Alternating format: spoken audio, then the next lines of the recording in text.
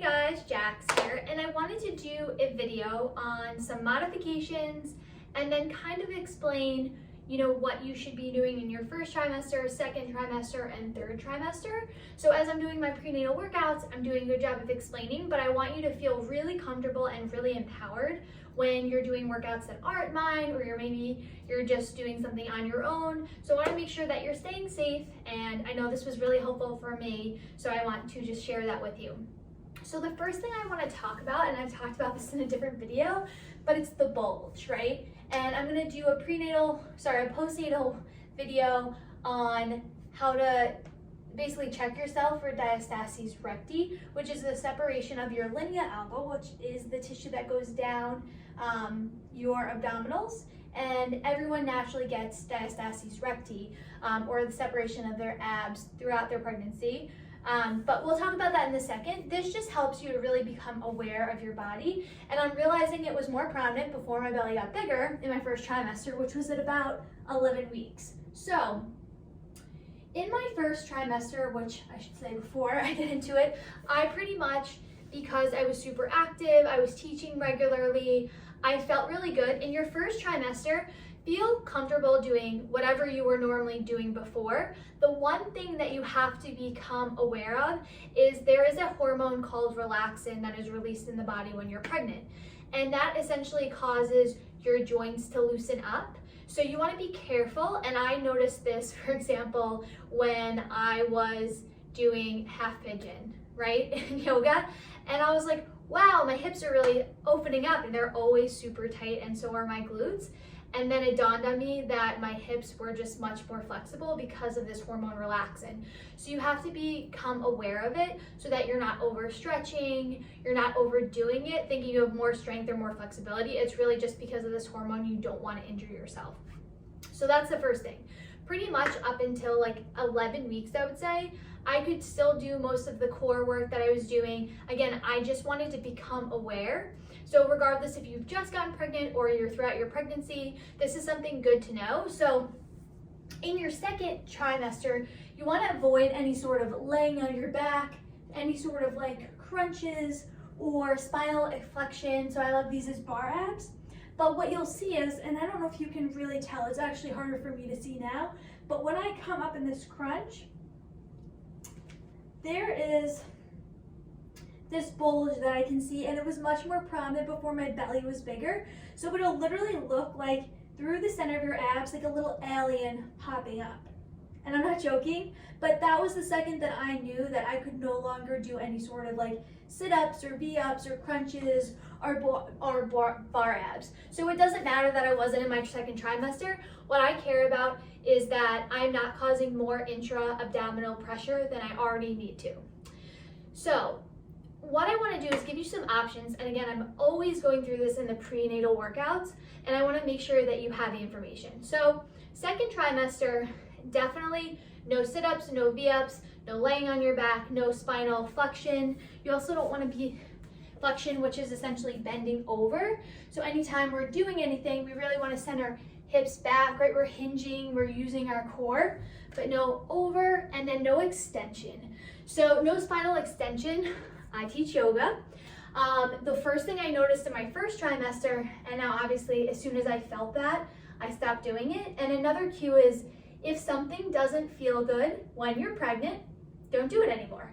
So for example, even though I didn't really have any sort of big belly yet in my first trimester, I did a full back bend and it felt terrible. And after that, I never did it again, because your body will tell you when something doesn't feel good. So just believe in yourself and listen to your body, and the cues will be there. But this video will really help to make that clear. The other thing that I've noticed now, and what you want to avoid in the second trimester, and I stopped doing this a while ago, is obviously the whole vinyasa flow. So you come into a downward dog. For me, this doesn't bother me. It might be a lot with a bigger belly, but I haven't noticed anything yet. You come forward to plank, which for me, planks are fine right now, straight arm planks. Forearm planks are too much. So what I do in this vinyasa flow is I untuck my toes, I lower down halfway chaturanga, but I no longer do upward dog. So I'm just doing like a mini push-up, elbows back, lower down, press back up, then I retuck my toes, downward dog. Because I feel pressure when I do that, basically spinal extension. So think back bends, think upward dog, but again, use your judgment. Otherwise, always feel free to lower your knees. And going back to planks, that's what you want to regress. So right now, straight arm planks feel fine for me. Again, if you're in your third trimester, avoid them completely.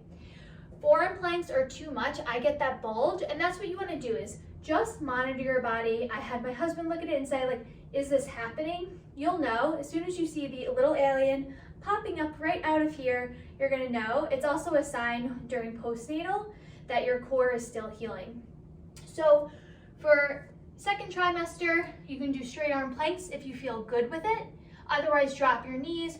For forearm planks, I just drop my elbows.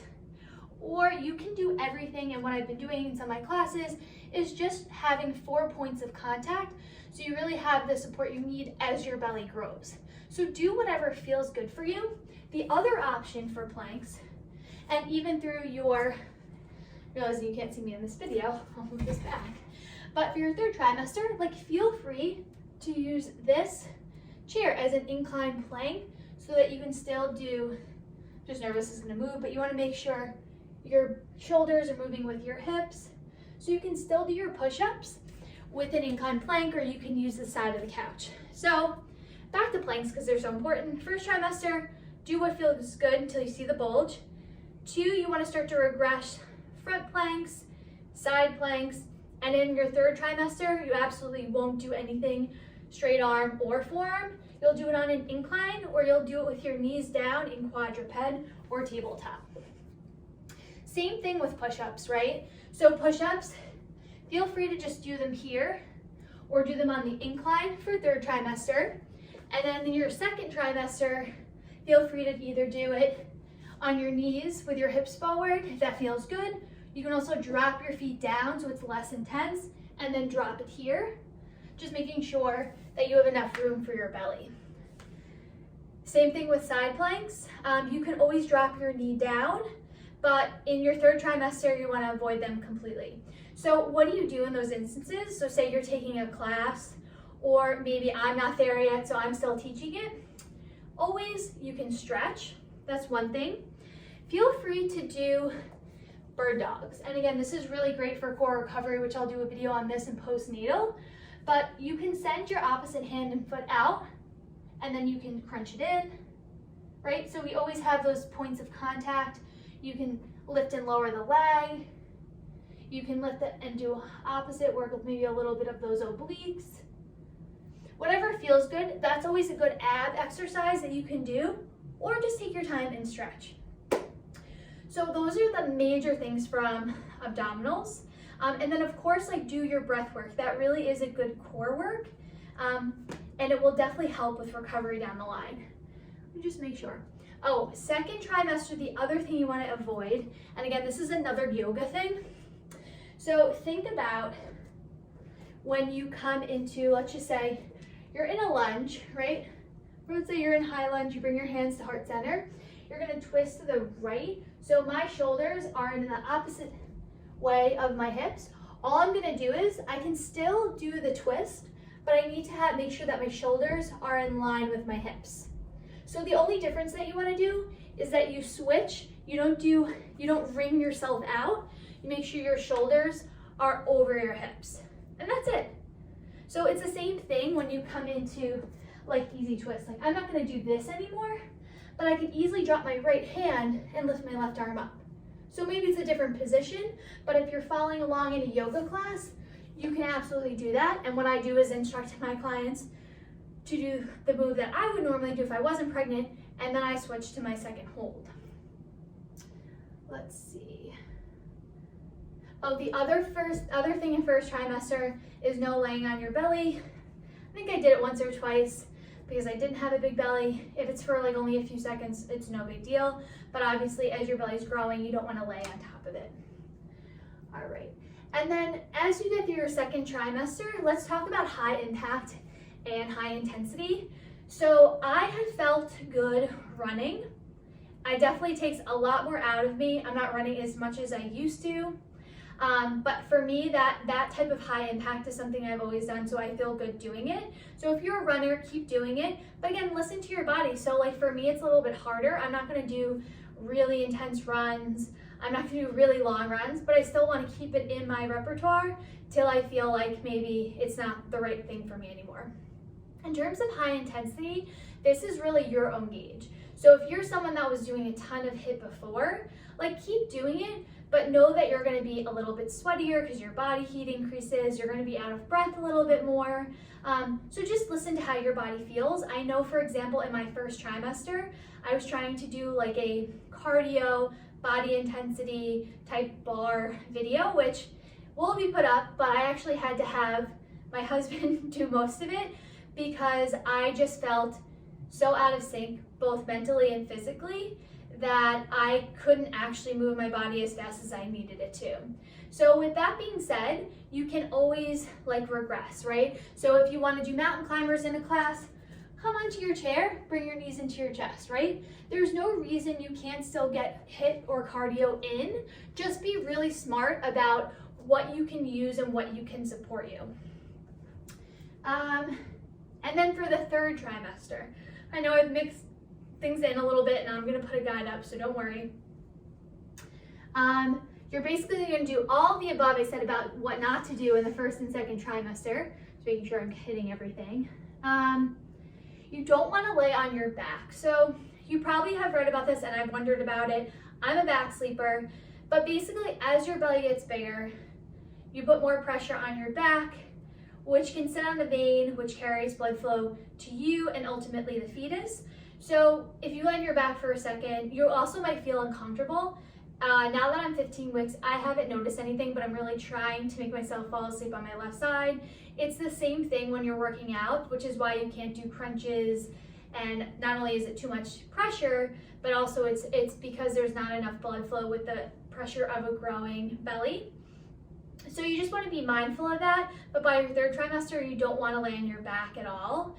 So again, if there's any sort of, moves that you want to do, like I mentioned, just stretch. You can do squats, you can do lunges, whatever feels good. If you want to do something else while the video or the workout is doing abdominals, or just take a little bit of a breather, right? So no laying on your back, no planks at all in your third trimester, no high impact, again, unless just gauge yourself. You know what you did before you worked out, but by your third trimester, your first trimester, you feel exhausted because it's a brand new process, but you don't really look pregnant yet. Your second trimester, your blood flow has increases, your heartbeat has increased, you're getting more oxygen in the body, so you have a ton of more energy. So that's when you want to really ramp up if you're feeling really good, and also to prep your body and keep it in shape for childbirth. But by the third trimester, you start to feel really tired, you have all this extra weight, so you might want to dial it back a bit. So use high impact. Again, I'm not someone that does a ton of high impact other than really like running. So for you, just really gauge what feels good, but I would probably dial it back and maybe stick to walking or doing modifications in supported positions. And then again, anything that's causing any sort of bulging, and then also be careful if you feel any sort of like leaking, if you're, jumping and, a little bit of pee comes out. So just be mindful of your body. If something like that happens, if you bulge or something leaks, don't do that move again. It's probably not good for you and not good for your baby. Your body will tell you exactly what it needs.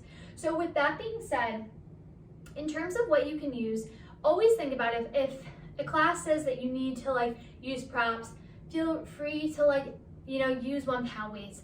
Feel free to use no props at all. There's a lot going on with your body, and it's so much better, and I've always said this, to have better form than worrying about what resistance or what weight you're having. So just trust yourself. If you want to get a great sweat in there, don't worry about it. Just make sure that you have good form, you're protecting yourself, you're listening to your body versus trying to kill yourself, because pregnancy is a beautiful journey. It's something that I've really learned to love, and I'm loving teaching you guys. I'm learning coming up with prenatal workouts and really understanding what my body's going through. So with that, just feel like if it's too much, take the resistance off, take the weight off. You can always get a crazy, amazing workout in, even with just your body weight. Then the other thing I just wanted to highlight is the chair is really great, especially as, as with your belly, your center of gravity basically goes out and up, right? So if you have this, think about any sort of like unilateral move. So whether we do like a lunge, or maybe you just feel comfortable, right? You're leaning over, you wanna make sure your weight is over your shoulders. You can use it here. Don't be afraid to use a weight or some sort of like stable surface so that you can properly work the body parts that you need. There's no shame in that. So like always feel like free to have a chair handy or anything that's helpful. But again, use what feels good. Regress what you need to regress as your belly gets bigger, as you're later into your pregnancy. And by all means, message me, send me emails. I am here to support you on this amazing journey. And I hope this video was really helpful.